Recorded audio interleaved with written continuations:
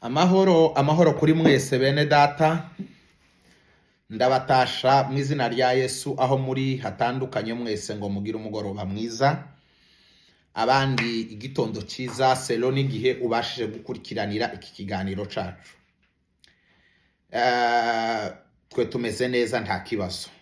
Ubusabe buto kuri wewe ugeze kuri iyi chaîne bwa mbere, ndagusaba kudukorera subscribe, commentaire ndetse na share kugira ngo uyu muryango wacu waguke twese hamwe nawe. Burya umuryango ugirwa n'abantu, umuryango uba mugari iyo urimo abantu benshi, umuryango wubahirwa ugira igikundiro iyo urimo abantu benshi. Wewe ugeze kuri iyi chaîne bwa mbere, rwose fata amasegonda yawe 3 kandi kuri ako kantu gatukura urabona inzogera nayo yikandeho kugira ngo ibiganiro byacu byose tuzaza ducisha aha bize bikugereraho ku gihe. Gusa iyi chaîne intego yayo waba utayizi ni ugufasha, ni ibiganiro byubaka, hazaca ikintu cyose cyafasha umuntu, zaba indirimbo, yaba amiga, bwabo buhamya, byaba ibiganiro byiza, kwaba kuvuga neza, ikintu cyose cyogira undi muntu akamaro nico kizaca aha hantu, kubera ko mu mutima wacu nico kintu kirimo, nico twumva kiganjemo gufasha. Buzira ubucuruzi, buzira inyungu. Cyo ni kinini cyane kuko buri muntu yumva ko hari intego afite ku isi, hari ibyo agomba gukora, hari ibyo aharanira gukora. Mu byo twe duharanira gukora harimo gufasha. Uwo mutima uturimo kandi turizera neza ko Imana izakomeza kubana natwe kandi ikabidufashamo bigatungana. Ndagira ngo mbibutse kubifuza kuza muri Canada nkuko duhora tubiganira, nababwiye ibitabo 4 byanditswe na guverinoma ya Canada, byagufasha we wifuza kuza ndetse byafasha nawe we uri hano. Icyambere cyitwa ngo ni découvrir le Canada, ni ku bantu bakiri hanze ya Canada bayifuza, bashaka kuyibona, bashaka kuyimenya, ukamenya iyo hawujya. Hari ibibazo bimwe muri migration data bakubaza ukabona uko bisubiza kubera ko ufite information. Hari ikindi cyitwa ngo ni bienvenue au Canada, abona abageze muri Canada birumvikana. Ikindi cyitwa ngo ni travailleur temporaire étranger, bivuga iki? Nabakiri hanze nabo bifuza kuza gukora muri Canada umwanya muto cyangwa se imyaka mike, bafite ide yo gusubira mu bihugu byabo.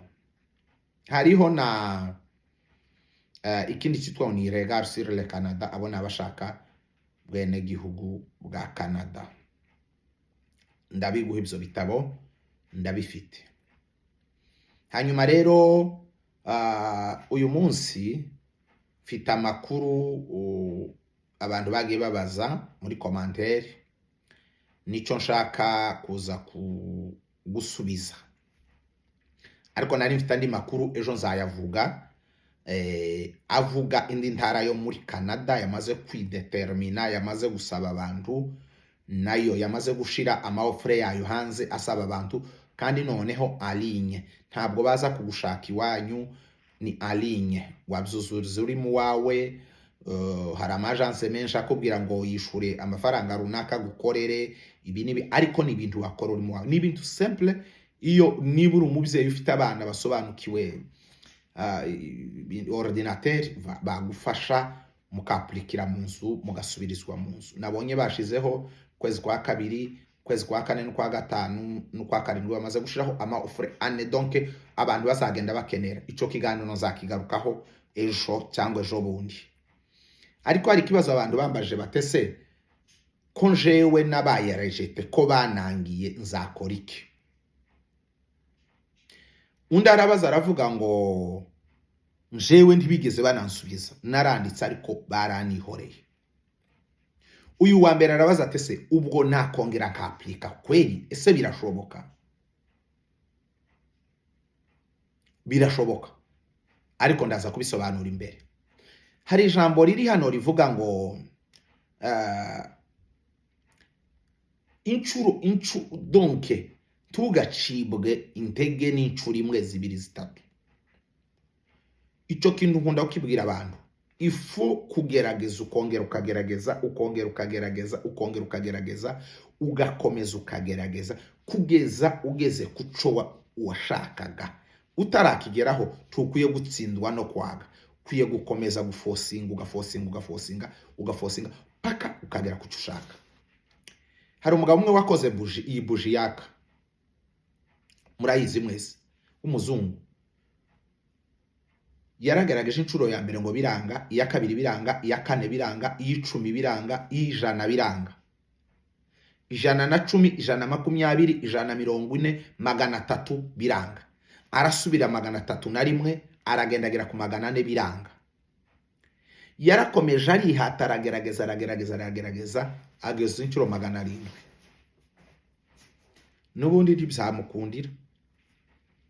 Aradivasinga ageze inshuro 1000.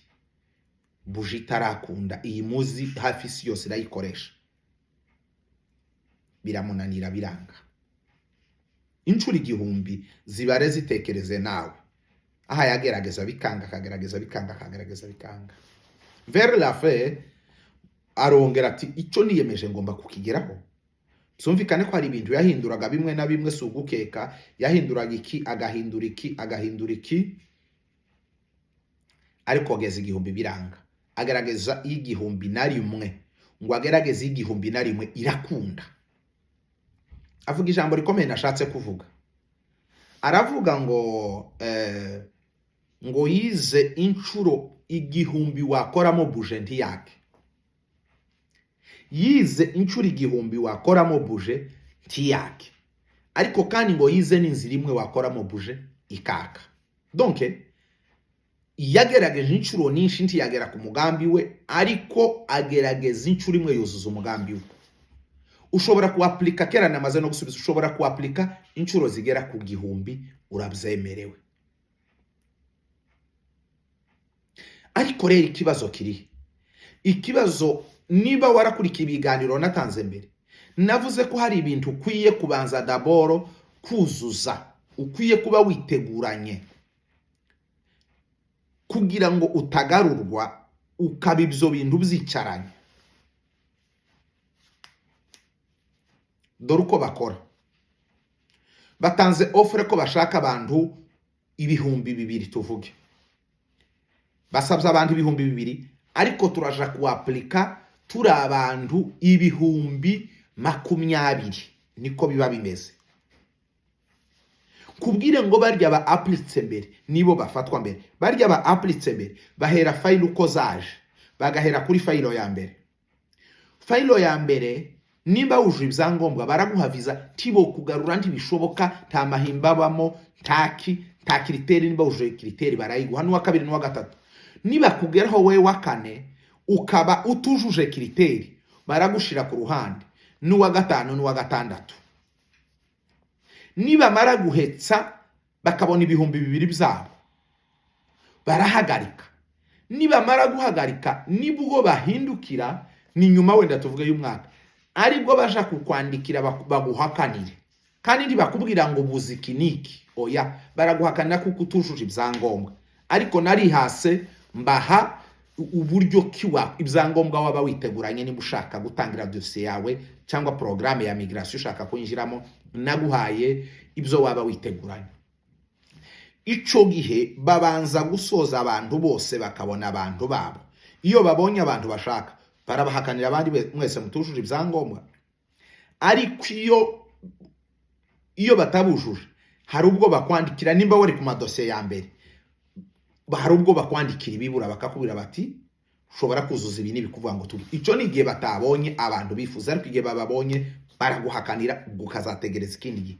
Gusa nakubwiye ngo ntukaruhe, ntugacika intege, ugomba kuaplika ukageza inshuro 1000 bitarakunda, inshuro 1000 bigakunda. Ariko ntibizageraho inshuro 2 3 byamaze gukunda. Bikorwa gute, bigenda gute? Nukuvuga ngo uko bimeze kose, iyo igihugu gihega ishaka abantu, iyo igihugu gikeneye abantu, iyo igihugu casabye abantu, ntaco tuma batagufata wujuje ibyangombwa niba umubare utaruzura. Ico ucumve neza rwose, ico bisobanukirwe. Nimba warabaye rejete, ndagusaba gusubira kuaplika udafite ubwoba, udafite wasiwasi, udafite n'ikigukanga. Bizakunda nimba byifuza. Turasaba abantu gukora subscribe niba utarayikora, byaba byiza, turabibasabye rwose. Dukomeze. Noneho wewe wasabye ntibagushubije. Cyo ni ndasubiza ikibazo cya kabiri. Wasabye nta gisubizo wabonye. Hari ayandi makuru ntababwiye ariko nzageraho nzabibasobanurira kuko niyemeje kubaha amakuru kandi amakuru y'ukuri, mfasha abantu nkorohereze bimwe nubwo ntokora ibinini, sindi umukozi wa migration, donc nukugufasha gusa na amakuru, ariko amakuru y'ukuri, amakuru y'ingenzi yo guhumwereke. Udafite information uburi mu gicuku. Icyambere ni information, ukabona aho utera intambwe, ukabona ukomeza gutera intambwe uje imbere. Nukubanza ugasobanukirwa ngo ese visa nasabye basubiza mu gihe kingana gute. Hari visa batorenza amezi 6 batagushubije. Hari zitegetswe gusubizwa nyuma y'umwaka n'amezi 2, ico gihe bakaba bataragusubiza ariko bakaba batorenza umwaka n'amezi 2. Hari y'umwaka n'amezi 6, amezi 18 bataragusubiza. Iya nyuma ni imyaka 3 n'amezi 6. Iya nyuma visa, donc muzo wasabye ugomba kubanza kumenya ngo izisubizwa mu gihe kingana gute. Nukuvuga ngo iya nyuma y'igihe kirekire ni 3 mois, 3 ans, 6 mois. Urumva ayo mezi ni menshi. Wewe utarasubizwa ntabwo batagushubije, ndiboreka kugusubiza. Never. Wafashe umwanya wawe wo gutegura, nabo bafata umwanya wo kugusubiza. Niba koko aho aplitse ariho, hari gihe wabituma kuri email ukibesha ahantu hamwe, iyo email wenda ikabitana ariho bitaranagiye, wowe ukagira ngo, ariko niba uhakikisha ko wa aplitse nyabyo mu buryo bukwiye, ntaco tuma batagusubiza. Gusa icy'ingenzi cyangwa se ico ukwiye kumenya nukumenya ngo se dire ya visa nasabye iraresha gute. N'umwaka, n'imyaka 2, n'imyaka 3 n'amezi 6. Iyo parikuru rero igihe itaragera cose bazagusubiza. Rero kagira ngo nkubwire ngo utarasubizwa tegereza. Niba waratanze ubutumwa bwawe, ubusabe bwawe aheza aho bigenewe gutangwa, vraiment uzasubizwa umunsi nugera. Fucika itege. Tekereza ko ibyo bibazo byombi naba mbishubije mu buryo bwiza kandi mu buryo bikwiye gusubizwa. Rero wewe wasabye, ndagusaba kongera gusaba, bizakunda. Wewe utarasubizwa, niba wara aplitse aho bigenwe cyangwa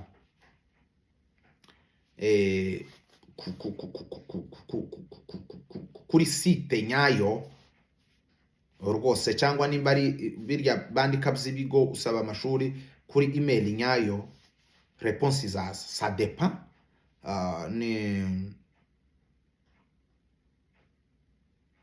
na dire yagenwe na les autorités canadiennes. Nuko nari nshubije. Ariko ibi byo kwaplika nari nshubije ntibireba gusa abo muri Canada n'ibihugu byose by'Iburayi, Amerika na Australia, nabo nuko basubiza selo na dire ya bagenye, ariko kandi iyo apolitse bikanga urongera. Rero we wifuza kuza muri Canada cyangwa muri Amerika cyangwa muri Australia, tagikwiye kuguca intege. Tukwiye gucibwa intege n'abantu, tagikwiye kugukanga. Courage uzaza. Gusa kimwe mbabwira, si mu ijuru. Abaza batekerezaho none Canada ni nko mu ijuru, abagatekerezaho none muri Amerika si nko mu ijuru, ni mu isi. Isi nange uvuga ngo ni isi y'umukungugu. Nico kitabino nta mukungugu sindawubona. Ntawubino wo mari imyaka 10 utarabona umukungugu, ntahuba. Ariko ni isi bapfa, gusa ni isi badasonza, gusa ni isi abana biga, abana batoba imbobo, gusa ni isi utabura ico wishurira abana, ni isi nzari takurya, ni isi utabura kubaho, ni isi iri bien organisé. Ariko ni mu isi naho ntimukaze mwamutegereza ngo uzosanga imihanda y'izahabu, ntayibaho. Ni isi nk'igisanzwe ni kaburimbo nk'izindi, ni mu isi. Ariko wowe uzifuza kubera inyungu, kuko umuntu amahitamo ye hari aho ukunda undi akahanga. Wewe wamaze guhitamo kumva ko hakunze hagushimishije, vraiment urabyemerewe, ushobora kuaplika kandi bizaguhere, bizaba byiza. Gusa ntihagira uzaguca intege, ntihagira uzakubuza nimba byifuza, bizakunda n'abandi byarakunze. Inzozi zawe ntihagire uzazi kubuza. mugoroba mwiza, amahoro y'Imana bane namwe, ndabashimiye, turi kumwe mugasanirwe.